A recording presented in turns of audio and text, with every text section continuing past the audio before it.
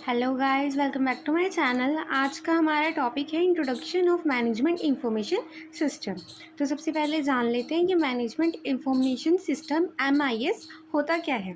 Management information system MIS is a structured system that collects, process, stores and distributes information to support decision making, coordination, control, analyse and visualisation in an organisation. यानी कि सूचना प्रणाली प्रबंध MIS एक संरचित प्रणाली है जो किसी संगठन के निर्णय, निर्माण, समन्वय, नियंत्रण, विश्लेषण और दृश्यता को समर्थन देने के लिए जानकारी एकत्रित, संसाधित, संग्रहित और वितरित करती है।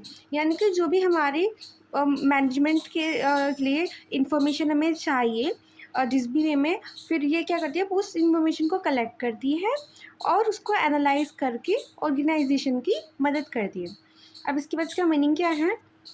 MIS provides accurate, timely, and relevant information to managers so they can make sure sound decisions. यानी कि वो MIS जो है वो प्रबंधकों को सटीक समय पर और प्रासंगिक जानकारी प्रदान करती है। यानी कि सही टाइम पर उनको सही इन्फॉर्मेशन दी जाती है ताकि वो सही निर्णय ले सकें। It improves organisational efficiency and support strategic planning. यानी कि संचालन की दक्षता बढ़ाता है और रणनीति योजना में सहायता करता है, क्योंकि अगर आपके पास बिजनेस से रिलेटेड सारी इन्फॉर्मेशन होगी जो भी आपको चाहिए सही समय पर, तो इससे आपकी स्ट्रैटेजी भी अच्छी बेटर बन पाएगी और आपका बिजनेस भी बेटर चल पाएगा। अब इसकी डेफिनेशन GB डेविस के ने दी है। ये definition, MIS is an integrated user machine system for provide information to support organization management and decision making functions in an organization। यानी कि MIS एक एकीकृत उपयोगकर्ता मशीन प्रणाली है जो किसी संगठन में संचालन, प्रबंधन और निर्णय निर्माण कार्यों के समर्थन के लिए जानकारी प्रदान करती है। ये डेफिनेशन दी है GB डेविस ने। अब इसके बाद MIS की विशेषताएं क्या है, यानी कि प्रबंध सूचना प्रणाली की विशेषताएं। सबसे पहले आती है हमारी सिस्टम अप्रोच, यानी कि प्रणालीगत दृष्टिकोण।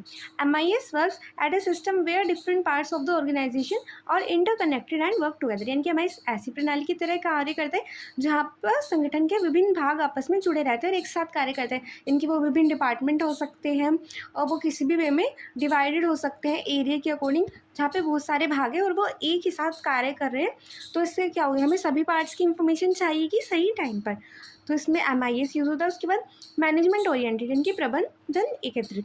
MIS develop to fulfil the information needs of managers at all levels. यानी कि MIS सभी स्तरों पर प्रबंधक की सूचना आवश्यकताओं को पूरा करने के लिए विकसित किया जाता है। यानी कि सभी स्टेजेस पर जितने भी हायर हैं, लोअर हैं, जो भी हमारे स्तर पर प्रबंधक हैं, उन सभी को इन्फॉर्मेशन इसके थ्रू दी जाती है। उसके बाद इंटीग्रेटेड, यानी कि एकीकृत। It integrates data from various department to provide an unified view. यानी कि सभी विभागों के डाटा को एकत्र करके एक एकीकृत दृष्टिकोण प्रदान करता है। यानी कि उन सबको एनालाइज करेगा और फिर उसके बाद उनको एक दृष्टिकोण प्रदान करेगा।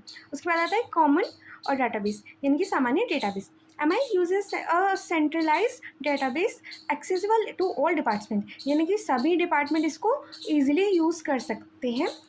जो हमारा टोटल जो हमारा इकट्ठा किया डाटा है एक जगह, उसको सभी डिपार्टमेंट इजीली यूज़ कर सकते हैं। उसके बाद फ्यूचर ओरिएंटेड, क्योंकि ये क्या करता है, पूर्वानुमान लगाता है, फोकस करता है और इससे हमें इन्फॉर्मेशन मिलेगी तो हमें फोकस करने में ईजी रहेगा और हम अपनी रणनीति यानी कि स्ट्रैटेजी को उस अकॉर्डिंग प्लान कर पाएंगे। उसके बाद flexibility, it can be adjusted to suit changing business needs. यानी कि अगर आप अपने बिजनेस में कोई यूनिट बढ़ा रहे हैं या कोई यूनिट कम कर रहे हैं या फिर आपको कोई इन्फॉर्मेशन ज़्यादा चाहिए, तो आप उस अकॉर्डिंग इसको फ्लैक्सीबल कर सकते हैं।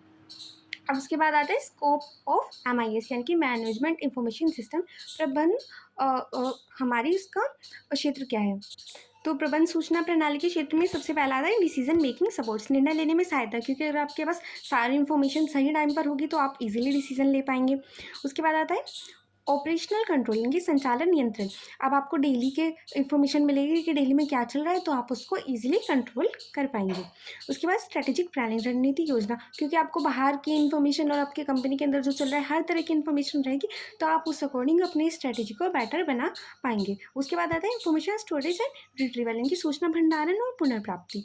यानी कि आप क्या कर सकते हैं, आप डेटा को कलेक्ट आपने एक जगह किया हुआ है तो आप उसको दोबारा भी अगर आपको देखना हो तो आप देख सकते हैं। यानी कि आपने एक बार बार डेटा देखा और वो सारा गायब हो गया, नहीं, आप उसको दोबारा अगर आपको ज़रूरत पड़ रही है तो आप उसको देखकर एनालाइज़ कर सकते हैं, या फिर आप कंपेयर कर सकते हैं कि पहले के डेटा के अकॉर्डिंग और अब के कंपैरिजन में कितना अंतर है। अब उसके बाद information sorry importance of MIS, यानी कि एमआईएस का महत्व, सूचना प्रणाली प्रबंधन का महत्व। इनहैंस डिसीजन मेकिंग, निर्माण में सुधार, क्योंकि वही अगर आपके पास इन्फॉर्मेशन होगी सारी ले आपको विश्वसनीय डाटा मिलेगा, तो आप अपना डिसीजन मेकिंग पर, जो आपने डिसीजन लिया है उस पर ज़्यादा विश्वास कर पाएंगे। उसके बाद इम्प्रूव्स इफिशियंसी, दक्षता में सुधार, क्योंकि जैसे यह मैनुअल कार्य को कम करता है, प्रक्रिया को स्वयं संचालित करता है कि आप अगर आप मैनुअली किसी से इन्फॉर्मेशन ले रहे हैं तो हो सकता है कि आपको वो किसी और को बताएं, वो किसी और को बताए, तो वो इन्फॉर्मेशन थोड़ी चेंज हो जाए या फिर लोग अपने पॉइंट ऑफ व्यू से बताएं।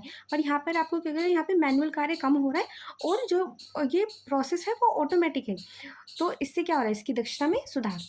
उसके बाद आता है सपोर्ट्स प्लानिंग एंड स्ट्रेटेजी, यानी कि आपको रणनीति बना सकते हैं आप इजीली, और आप अ, अपनी फोरकास्टिंग कर सकते हैं, पूर्वानुमान लगा सकते हैं, और दीर्घकाल योजना बनाने में हेल्प करता है, क्योंकि आपके पास एक्यूरेट इन्फॉर्मेशन होगी, बेटर इन्फॉर्मेशन होगी और सही टाइम पर होगी, तो इससे आपकी प्लानिंग और स्ट्रेटेजी बेटर बनेगी। अब उसके बाद आता है encourage better communication. Better communication होगा क्योंकि आपको जो एक्चुअल मैसेज है आपको वही रिसीव हो रहा है, तो उस अकॉर्डिंग आपका जो संचार है वो बेहतर होगा। ये नहीं कि आपने कुछ और बोला था पर सामने वाले इंसान को कुछ और मैसेज मिला, ऐसा इसमें इसके थ्रू नहीं होगा। उसके बाद रिसोर्स संसाध यानी कि संसाधनों का अनुकूलन, helps use organisational resources effective, यानी कि संगठनात्मक संसाधनों को प्रभावी उपयोग में सहायता करते हैं, यानी कि आप जान सकते हैं कहाँ पर किसकी नीड है और आप उस अकॉर्डिंग उसको यूज़ कर सकते हैं।